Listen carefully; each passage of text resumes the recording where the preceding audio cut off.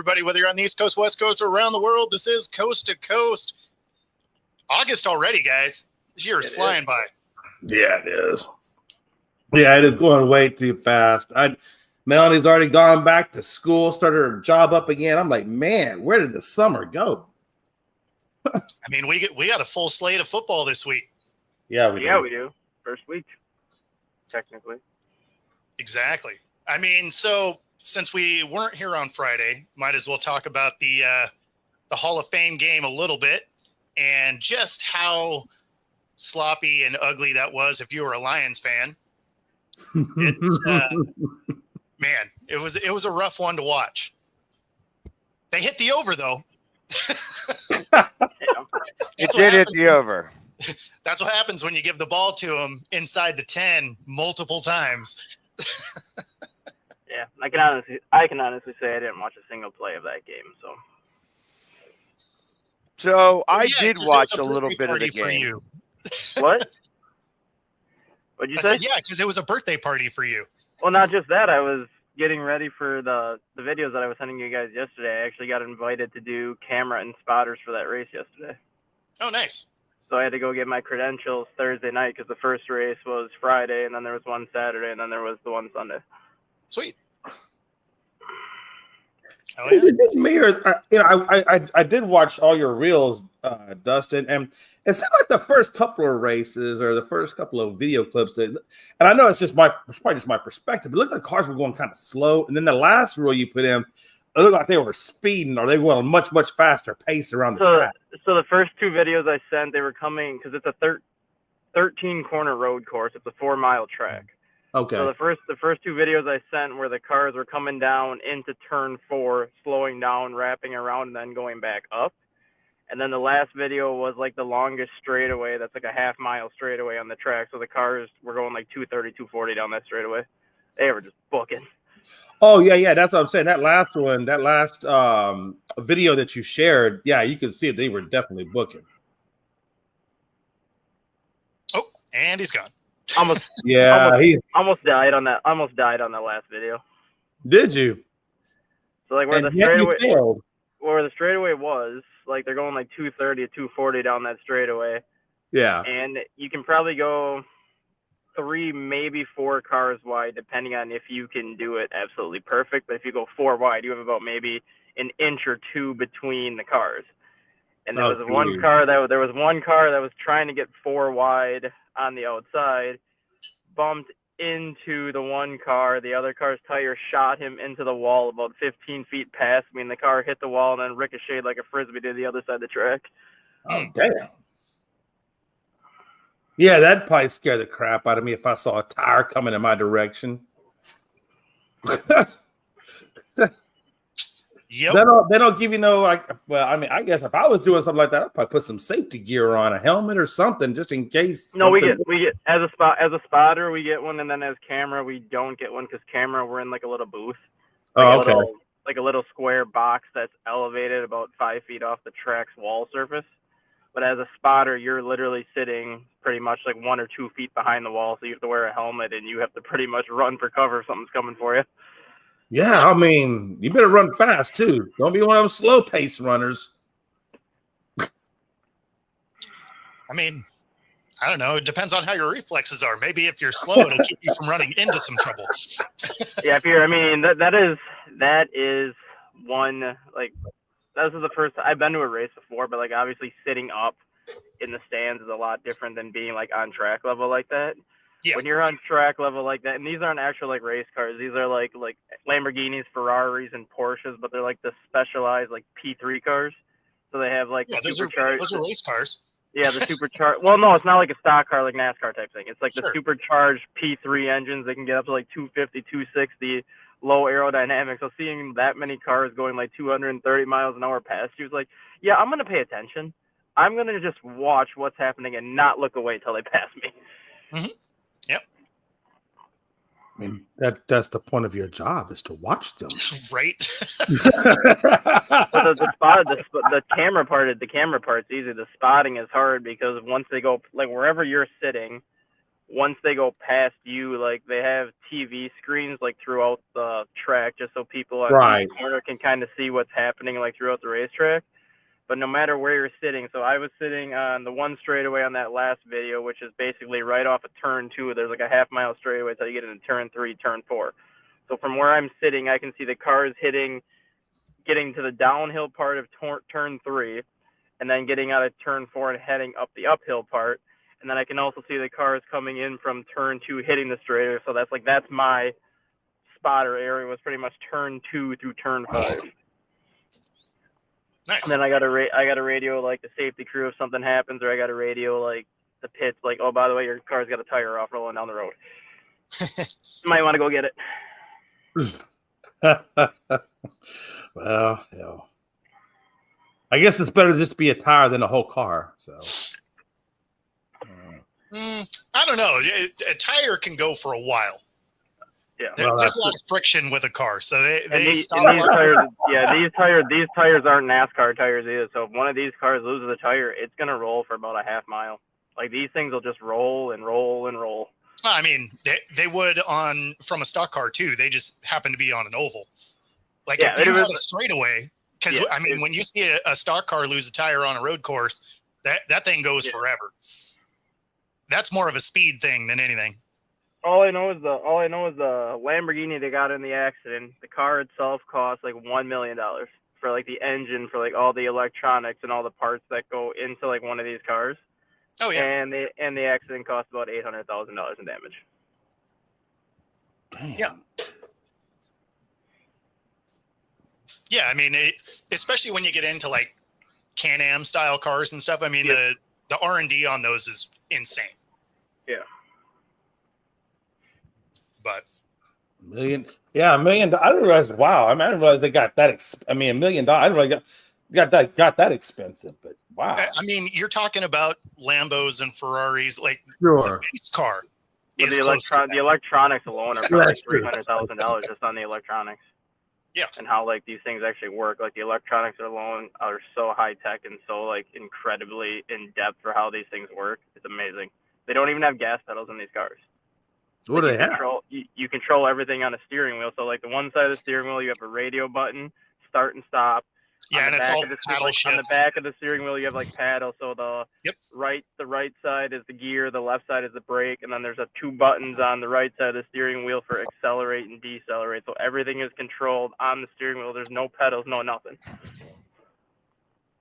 Yeah, if you see an F1, and interestingly enough, I went to the F1 gaming facility in Philadelphia that when it opened up, and it's like just the steering wheel itself has all of these buttons on it. Yeah, well, of course, I've never been in an F1 car, so I have no idea what any of those buttons mean. You know what I mean? So I just start pushing buttons while I'm in the middle of the game. Well, guess what? I crash a lot.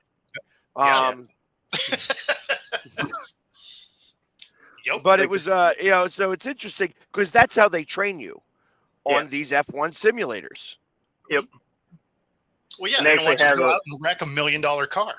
Well, they actually have that. They actually have that at Road America, where the race was they have like an actual simulator building where you can actually take like the simulator things. Then they actually have a simulator driving class where you can take the class for the weekend, and if you pass the class, like depending on how you do in the simulator, after the main race is over on Sunday, the ones who passed that class can actually drive on Road America with a specifically designed car for like the training that they had on the simulator. Oh, that's cool. Yeah, I mean, I know when the simulators really started to become big, outside of the sport, more like commercially people could use them. There were a lot of times, and I know they still do it, where if you're there for the training sessions, the day before the race, a lot of times they have drivers that you can race against. Yep. Because they use that as some of their training time where they would have been on a simulator anyway, and they'll go and they'll race against some fans and stuff. So, I mean, it's pretty cool. It's funny because the cost of those simulators are they're like a low end race car. Yeah, it's like And not like low end, like something you find at your local track. Like No, it's low about a end, quarter. It's about a normal truck. $250,000 to $300,000 a simulator. They're not. No, that's what I'm cheap. saying. Yeah, it's like a low end race car for F1, and you're just like, Yeah. oh, wow, okay. Yeah, Kevin but and those steering wheels though were just Thanks for tuning in. watching just how they operate, like radio and all this stuff. I'm like, God dang, you hit the wrong button in the middle of the race, you are gonna either screw yourself or risk killing yourself. Well, that's the thing. Well, I was that's thinking the like thing this. is you can adjust some of your weight jacking and stuff right there on your Yeah. steering wheel. Yeah, it's ridiculous. That's why like the electronics and those things make the car so expensive, because everything is literally controlled by the steering wheel. There's no gas pedals, there's no shifter. Everything is on that steering wheel to make everything as simple as possible, but yet as challenging as possible for that driver. But to me, it's weird, like because when you're turning the steering wheel and yet you're still trying to operate all those buttons, You're to me, not that would seem awkward. You're not adjusting stuff in a corner because you can upset the race car and you'll spin out. You're braking and downshifting on that corner, and as soon as you come out of that corner, you hit that accelerator button and you're going. Usually the only times you're adjusting anything is at the start of the race, right when that green flag drops, and then when you hit that half-mile straightaway. That's usually the only time you're adjusting anything with the car. Yeah, I mean, unless you have some just ridiculous understeer or oversteer, something like that, then in between a corner, you'll play with it. But yeah, you're not adjusting car settings during a corner because you'll probably spin. Yeah. Yeah, that's interesting. I didn't realize they didn't have pedals. Everything was in the so even the gas, like you said, the accelerated that's on the steering wheel, correct? Yeah, it's a video game, like full on the new Full cars. on. Yeah. Wow, that's specifically wow. for these. Like when you get into NASCAR stuff like that, they're still normal cars. But it's just for these because of how fast they are, how expensive these cars are. They try to, if you're training on a certain type of steering wheel, they're going to make sure that when you get in that car that you're driving with something that you've trained on. But you were saying in NASCAR, they do have the brakes, the foot brake and foot accelerator in NASCAR on those cars? They still have a manual gearbox, all that. Yep. Okay. Yeah, they're still cars.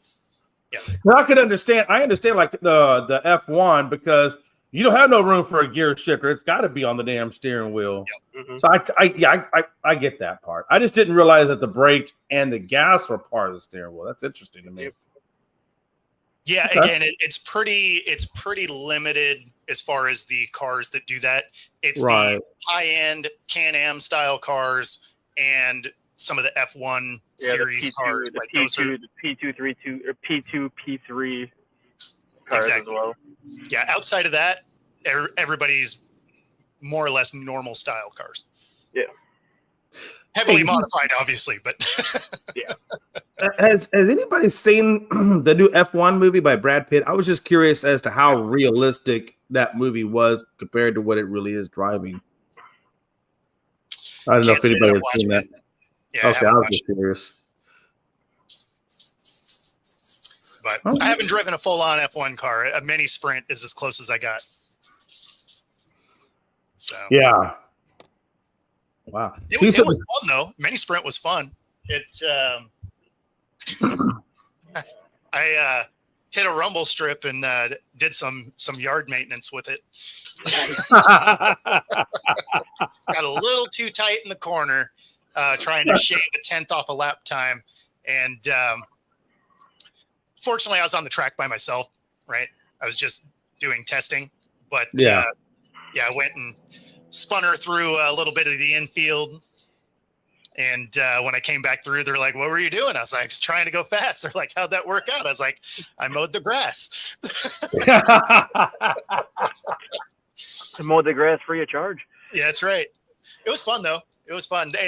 Open wheels definitely handle different than a standard car because they weigh so much less and the tires are so big. Yeah. I mean, you got a lot of grip, so you can really get into some of those corners hard. But you know, if you get up on the red and white stripes, it still upsets the car. That was like what you just said too. Like the one driver that won the Lamborghini race, he's from Australia. Mm-hmm. This guy has more nuts than I think any driver I've ever seen has, because he'll go into the corner at like 150, and then as soon as he hits the corner, he will punch it and like accelerate up to 180 around the corner because he knows his car has enough grip where he can grip the outside. it's like the whole back end will just slide, the front tires will grip, and then it'll just whip the tail around and go. And like, you have some nuts. Yeah, that's when you know you don't have a lot of laps, right? Like if you aren't having to turn out 150, 200 laps, you can do stuff like that because you don't have to. They're all timed races. They're all like a 50-minute timer. Yeah, no, I understand.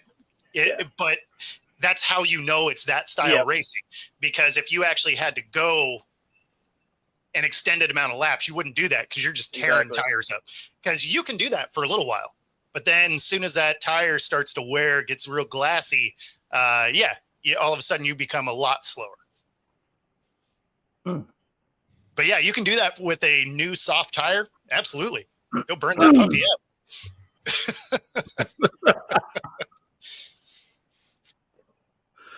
Yeah, that's interesting. So go ahead. I'm sorry. Anyway, so this football game is where we started. Dan Campbell was not a fan of what he saw out there on the field. And so this was him after, the first preseason game. Yeah, concern's not the right word. It's just more, look, we have our own standards, and it doesn't matter if you just walked in the door or, you've only practiced, you've had 10 practices, it's just, look, we got to take care of the football, and it doesn't matter. You're wearing Lions gear. You got to take care of the ball, man, or it's going to be hard to keep you around, and take care of the ball, or it's going to be hard to keep you around. I mean, he's not wrong, but at the same time, this is the Hall of Fame game. Y'all been practicing for a week.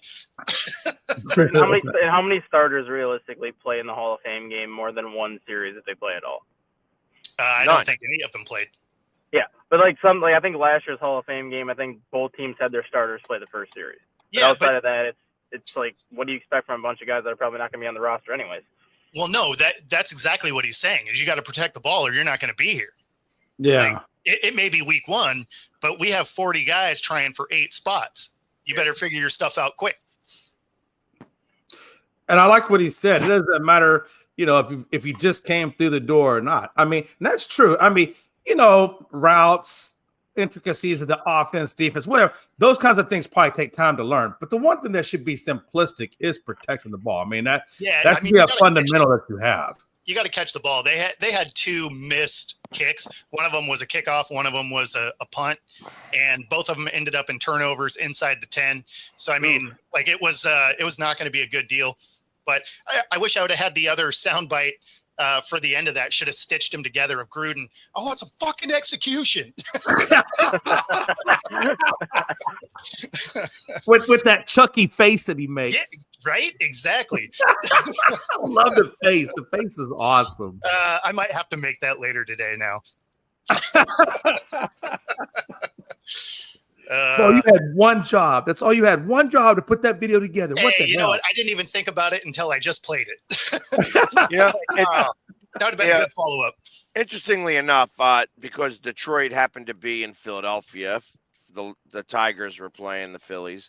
I asked a lot of Detroit people, because there was a good amount of Detroit people that were in town. And I asked them, I said, well, what do you think about your Lions this year? And they're like, yeah, I think we're going to suck. So it's interesting to think that the team that had the best record in the NFL last year is going to suck this year, and that their fan base is already expecting it. Wow. That's never a good thing. Interesting. I thought that was interesting. So I think they're going to have a down year just because of not having Aaron Glenn and Ben Johnson there, but I still think they're a playoff caliber team. They're just not going to be nearly as good as what they have been in the last couple of years. Well, I think that they're going to start off slow and come on there, that they're going to figure it out. Like, it's not going to be the hardest thing in the world. I think the whole North is going to have a hard start, kind of. I think that you may see at the end of week 4, Chicago in first place. Kind of what you just said. Just at the end of week 4. Yeah, what you just said too is I think the Packers especially, like they have Detroit and the Commanders the first 2 games, and the Commanders are a Thursday night game right after Detroit. So like they're not going to have any margin for error if they lose that first game to Detroit. But then the Packers have a really easy stretch of games. But the last 7 weeks of the Packers schedule, somebody either lost money on them or something last year, or they just hate the Packers, because the last 7 games for the Packers are going to ultimately make or break their season. They have the Bears twice in the last 7 weeks. They go to Minnesota. They go to Detroit. They get Baltimore mixed in with there, and I think they have Minnesota again. Like those last 7 weeks for Green Bay is what you call a gauntlet, where if they end up getting out of there 4-3, 5-2, that's probably going to ultimately wins or loses a division for them. You know, realistically, that probably is great for them because Jordan Love hasn't looked awesome so far. Yeah. So maybe having the harder part of the schedule later isn't terrible for them since they're starting out a little shaky.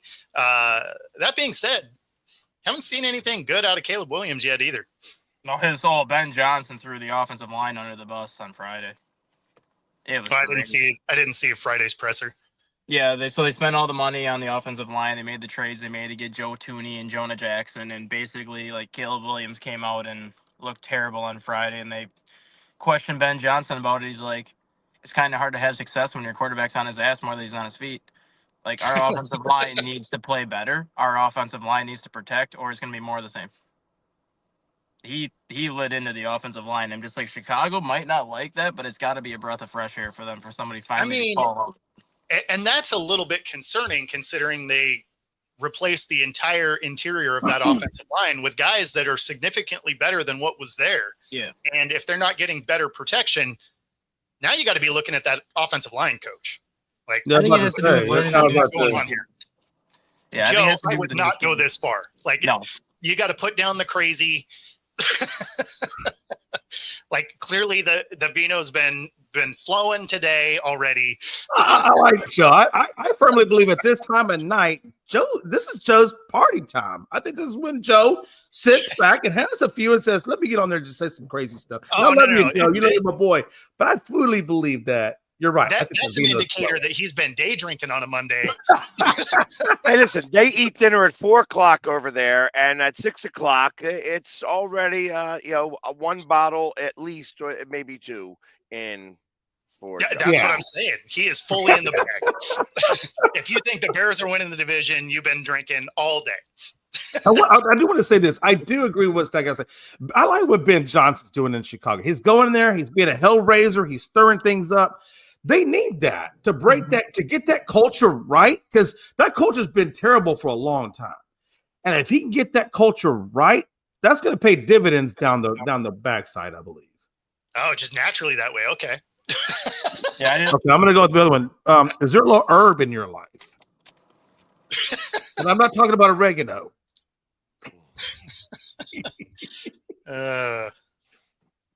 Anyways, so I don't agree with you on the Chicago thing there, Joe. But I mean, hey, listen, you also think the Cowboys are going to win the division this year. So I mean, we understand. We're not? When did that happen? Well, it's good having you on, Jay. Nope. I'm sorry. You live in Italy and you hate wine? Are you even Italian? I also hate wine, so I get it.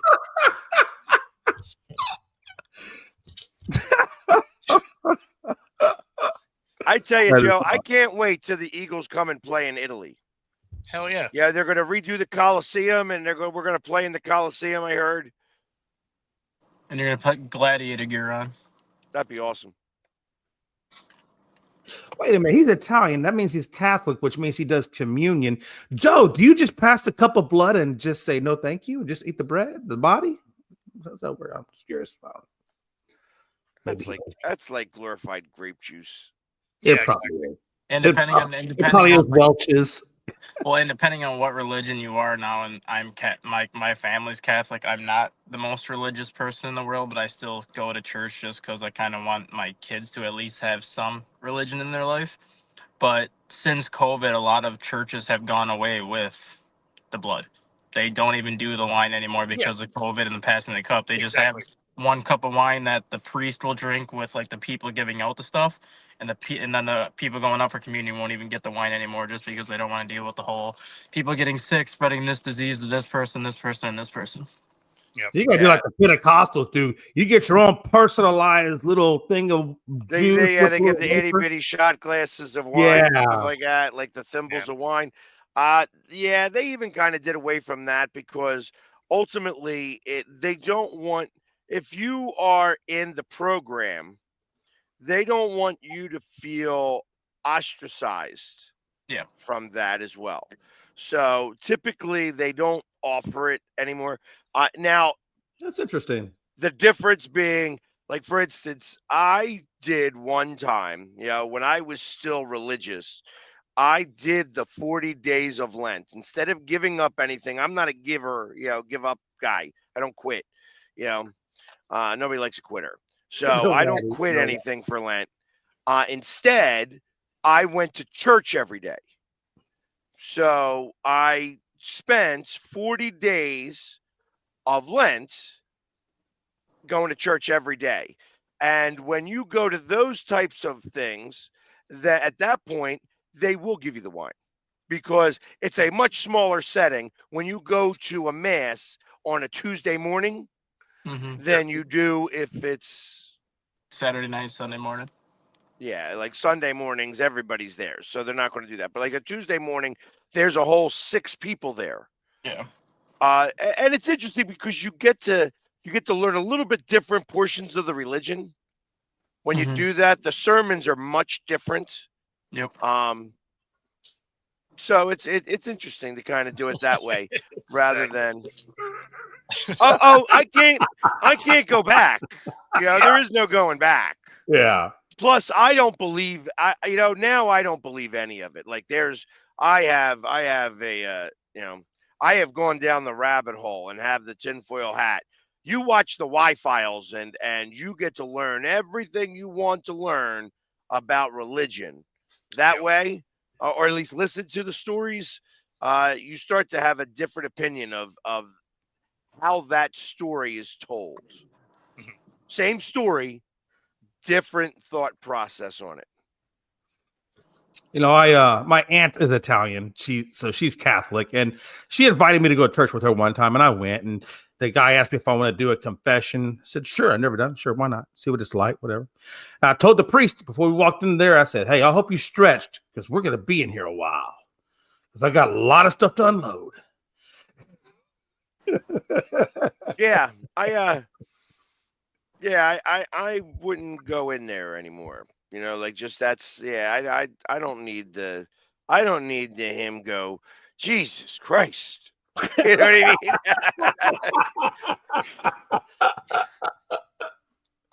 Yeah, it was a very interesting experience. I gotta tell you that I'm Assembly of God I'm really non-denominational, but that was a very interesting experience. Going to a Catholic church, the whole experience. It's just a lot different, than what I'm used to, but it was interesting. Up, down, kneel. Yes. Up, down, kneel. The kneeling is what, that's kind of like, I'm not saying that's the only reason why I don't go to church, just there's other reasons why I typically don't, but like even in church now when I go, there's times where you have to kneel for 15 minutes straight.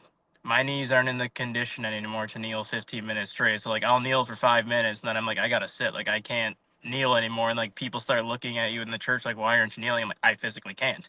Like wearing a hat for the anthem. I can't kneel on a board. I always liked George Carlin's take on it. He's like, he loves you, he's all powerful, all knowing, all everything, but somehow is terrible with money. He needs your money. Yes. The one we did have a priest, because I used to go to a Catholic school first through 8th grade. My parents sent me to like a Catholic school, so we had to go to church like once a week, like my entire time at school. And we had a priest there that left or stopped becoming a priest, I think, the year that we graduated. So he was very very informative, but he also had jokes about the church just because he was involved with it so long. And one of his jokes was, hell, if you've never been to a Catholic church before, you better hope you're in damn good shape when you get there, because there's just a lot of up, down, sitting, standing, kneeling, sitting. Like, there's a lot of working out going on during Mass. Exactly. Speaking of people that need money, Shannon Sharp at the front of another lawsuit. This one to the tune of $20 million. Yeah, buddy. And it's for his show with Chad.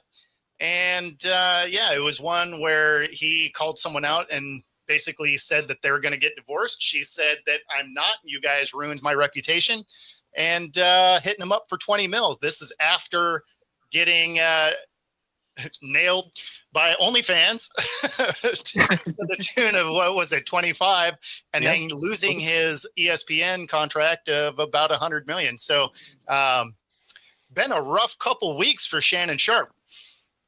Yeah, it sure has.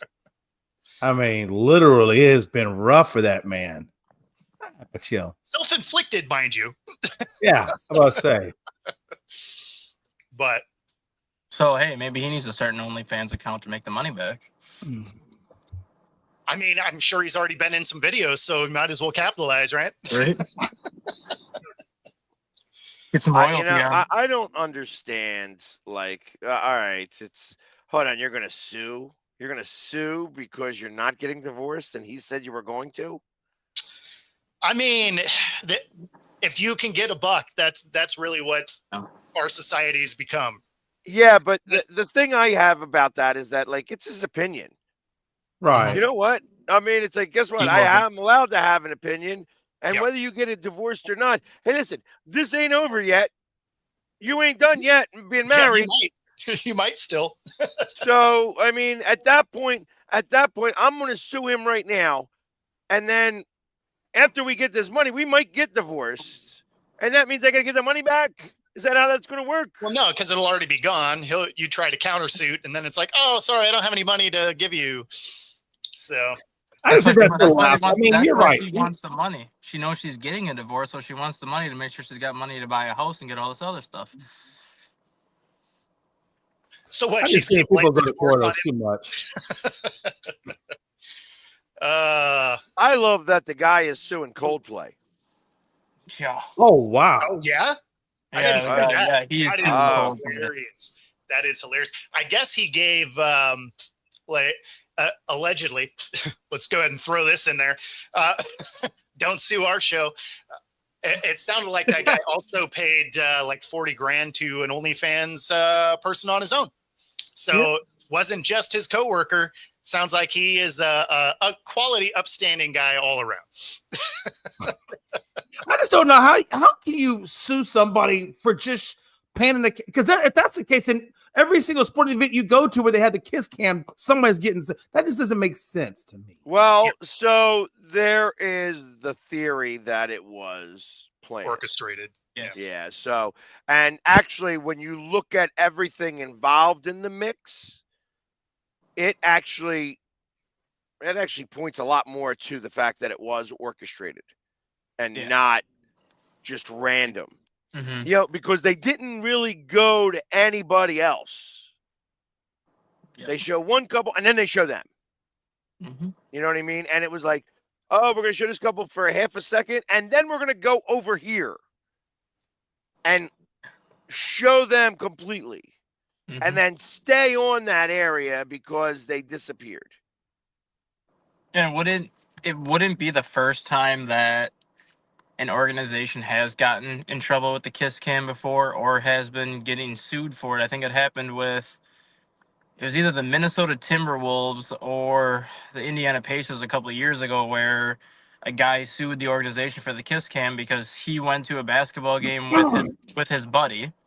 His buddy ended up leaving to go get food, and all of a sudden the kiss cam shows up on him with a random girl sitting next to his seat, and his wife called him out saying, "You went to the basketball game with a woman, not your buddy." And the guy's like, he was not in the seat next to me. Like, what am I supposed to do? Yeah. Did he kiss the girl? No, she faked kissed him just because she was on the kiss cam. Like, she didn't even kiss him. Like, she leaned over and did like a face kiss to him, but he's looking at her like, what the hell's happening? And like, his wife ended up calling him out when he got home saying, "You were at the game with another girl, not the guy that you said you were going with." He's like, I'm not the one to put the camera over there. I mean, But I do agree with you, Bo, and I think the core system probably agrees with you that there are people out there just looking to get that dollar, man, and they'll sue over anything crazy. It don't matter. Yeah, I mean that's the thing, right? Is if people find an opportunity, our society the way it is today kind of lets that happen, encourages it, in fact. Exactly. So, Why work and make money when you can do it other ways and get money? I mean, I'm not mad at it. Working's a grind. Well, and I'm just saying, like that's like what you just said about like society allowing that kind of stuff to happen. Like that's why so many people nowadays aren't working for their money, because they can do stuff like that, or they can find other ways to make money that doesn't require them to bust their ass all day.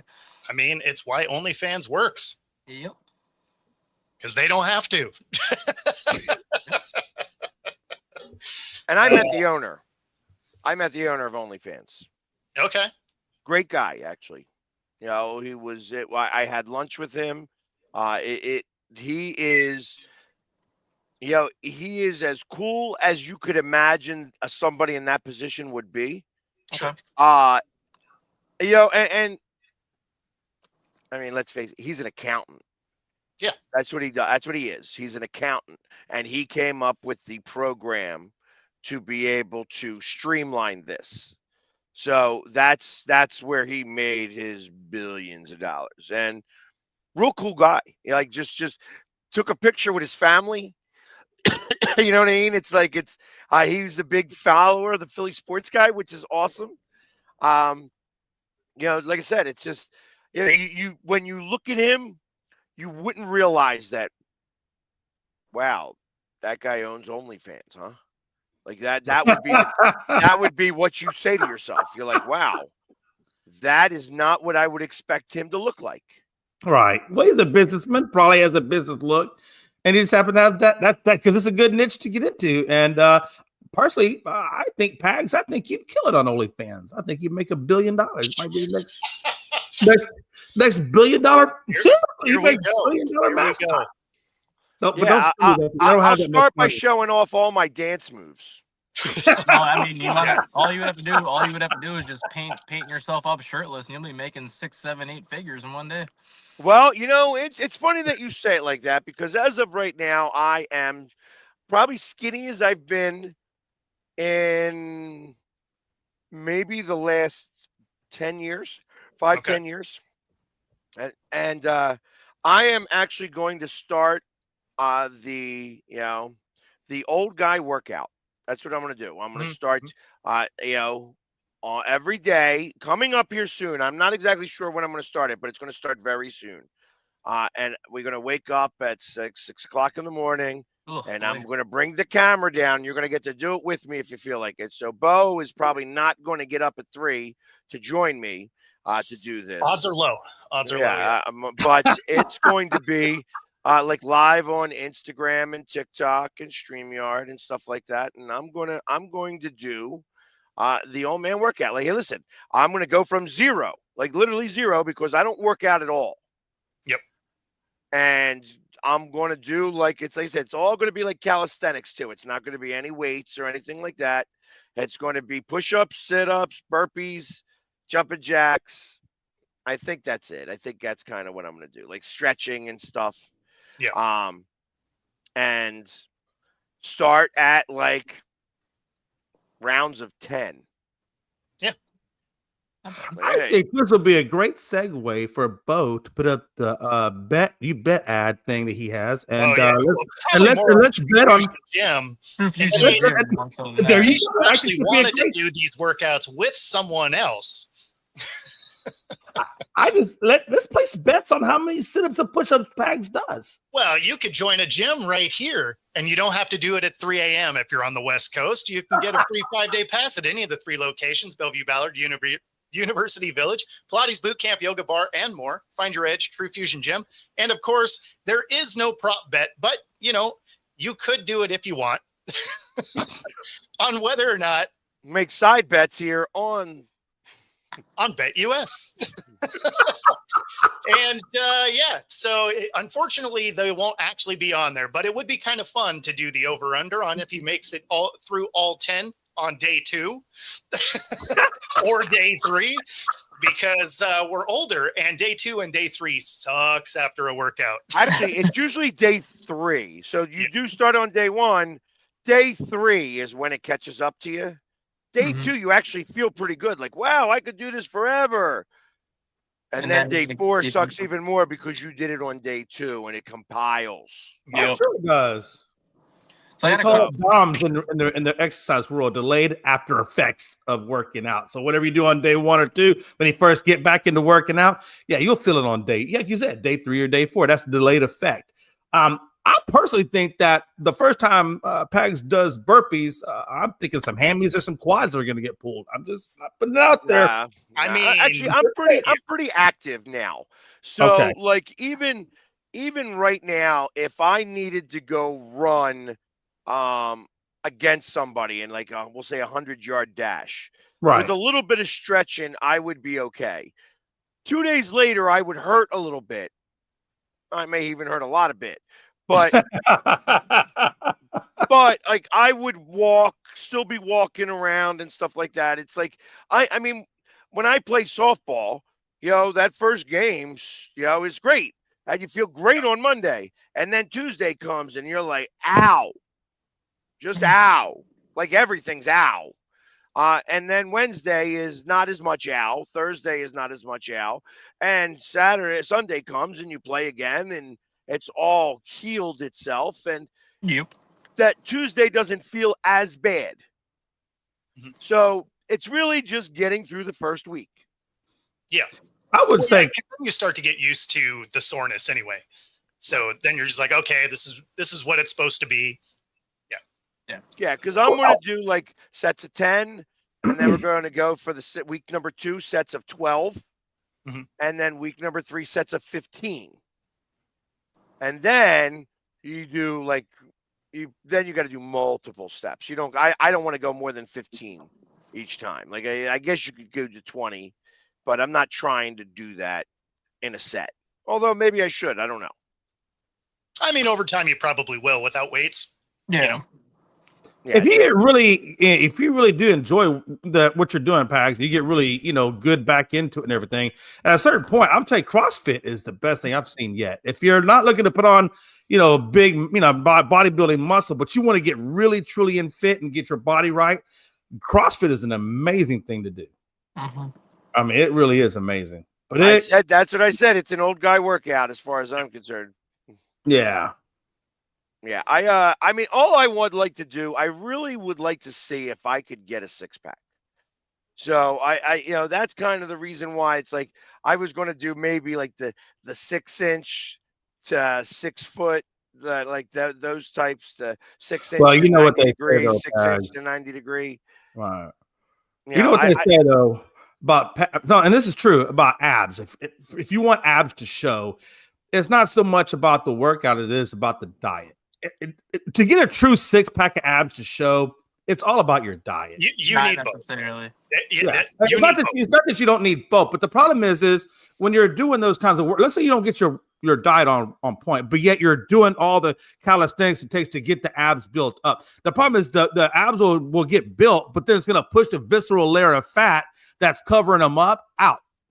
So you're never going to see the abs. You're going to have them, but you're not going to see them. And that's really where the diet comes in. You got to be able to get that diet on point to get everything else on point. I guess it depends on the workout, though, because when I was in track in high school, I obviously ran like every day, did all the weights and everything like that.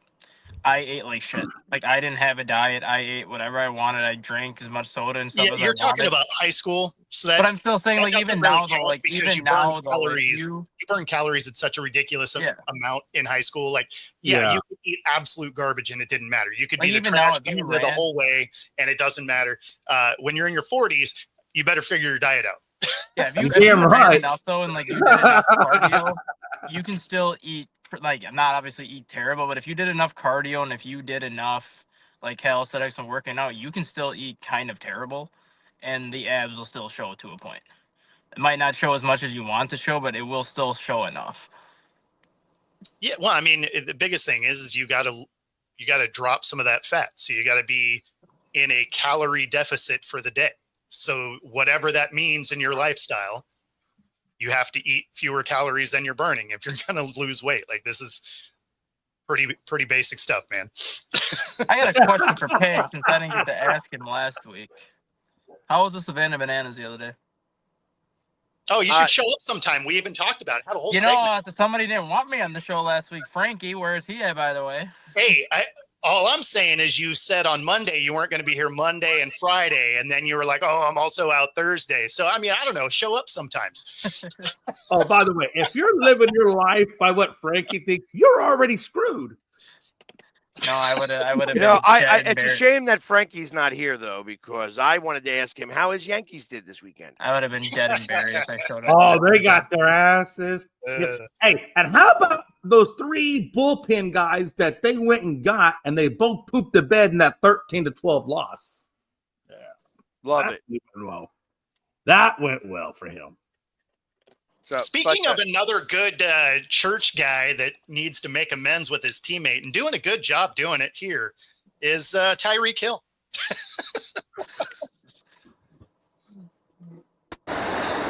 What? You want him? That's my honest opinion. If it's 3rd and short, he's not a power back. I be telling him that in the locker room, but he a power back. I love Devon though, but if I'm being honest, like, that's why you got Jalen Wright. That's why you got Ollie Gordon for those kind of situations. Now, he's not wrong, but No. that's not what you want to hear him say in a national press conference, right? Like, you can say that in your locker room to your friend, to your teammate, whatever. But for a guy that's supposed to be like getting back in the good graces of his team after saying he wanted to get out, you probably don't want to start off throwing a teammate under the bus on a national press conference. Right. Unless that's reverse psychology where he's trying to piss actually off to actually go out there and perform, I guess, better at the goal line. I don't know. I wouldn't do it. I wouldn't say it. Yeah, I mean, even if you're thinking it and you're saying it to him, you can't come out and do that. No, not right away. But you know, it is on brand with what Hill generally does. So, Yep. Yeah. Why not keep the train going? Right? Chew. We're talking about crazy things that people say. I don't know what Jerry's thinking with this Micah Parsons thing. I guess everybody knows now that Micah has now demanded a trade or asked the team for a trade, right? And Jerry, of course, they're asking Jerry all the questions about it, and Jerry is just kind of deflecting right and left and smiling as he does it and telling his fans not to worry and not to lose sleep over it. No, I'm losing a little sleep because once Micah's gone, we truly, really are dead in the water, Jerry. And I don't know why you're not paying Micah. I don't know why. I don't understand the whole thing about the agent thing where he doesn't want the agent to be there as part of the negotiations. That's the agent's job. Yeah. I don't get that. Ultimately, I think he's doing irreparable damage to these negotiations at this point. I mean, he's going to play for him this year. Yeah. I think that's why he's telling Cowboy fans not to worry. He's like, he's not getting traded, so you don't have to worry about him getting traded. But it's not going to be. And not only that, though, he's not getting traded next year either because he's going to be exactly. That's what. Yeah. And you know what they'll do is they'll give him the conditional franchise, so somebody could come pay him, and they'll get 2 number 1s out of it. Yep. So, I think that's why he's telling Cowboy fans not to lose sleep about it because he's just like, he demanded a trade.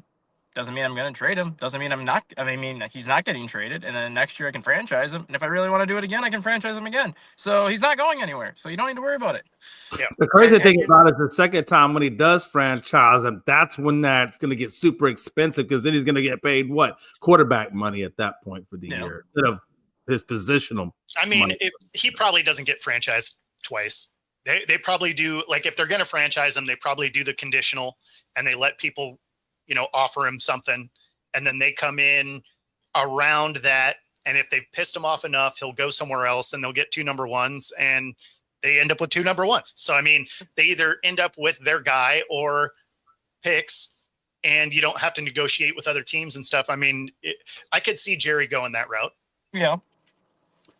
Micah said that he wouldn't mind playing for the Bears. I think he even said, quote me if I'm not mistaken, I believe he said he would take even less money to go play with the Bears. I think he really likes that Bears organization. And It's fake news. can you imagine if he played for the Bears in that defense? I mean, that would Yeah, be I don't think that was a real quote. That's fake news, Jay. Yeah, was that AI fake news?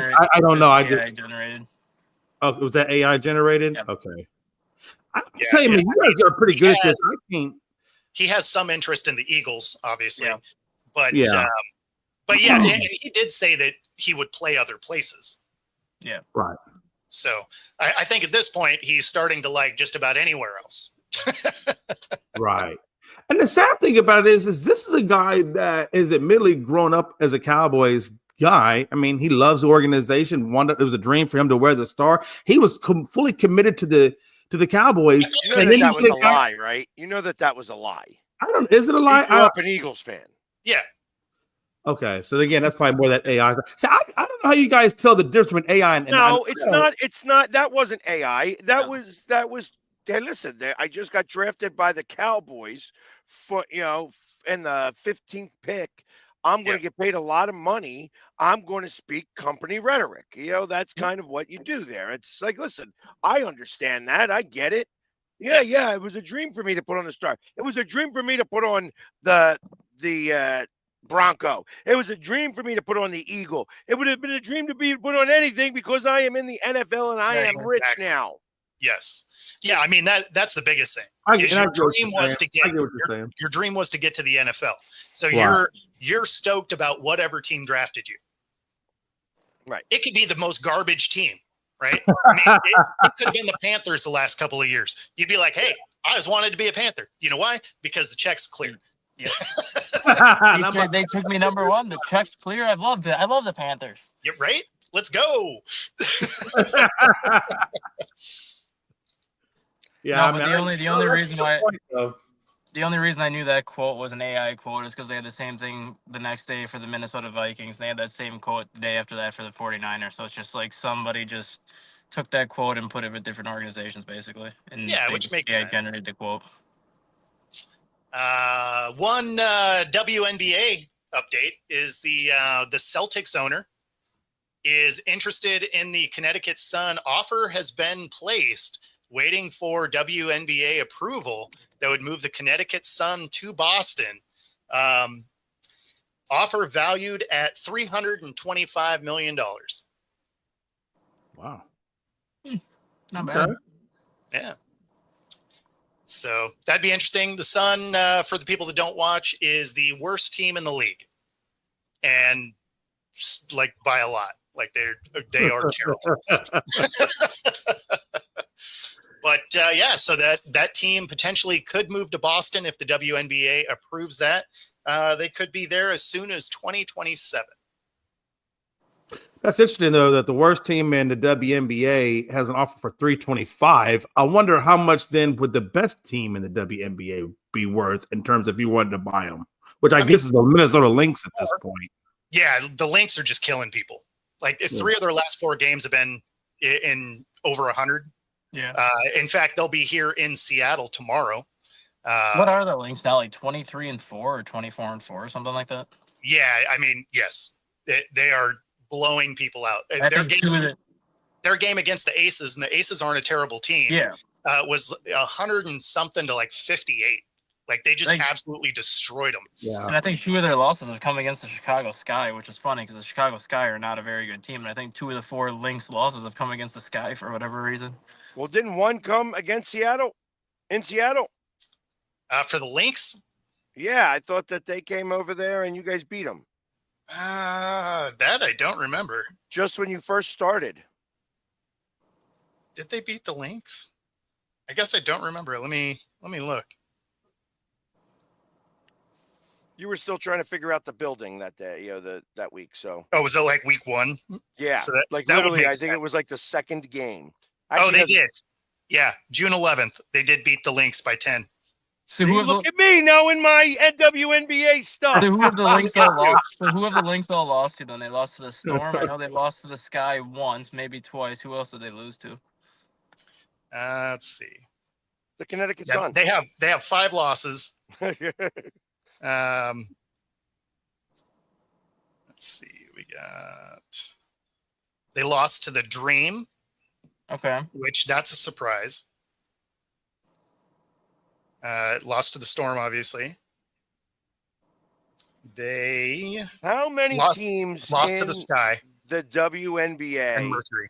have an S at the end of their name? The Valkyries, right? Like I know that's one. Aces, Actually, not a lot of them. The Mystics, the Aces, Valkyries, Aces, Sparks, Wings. Yep. There you So go. less than half the league.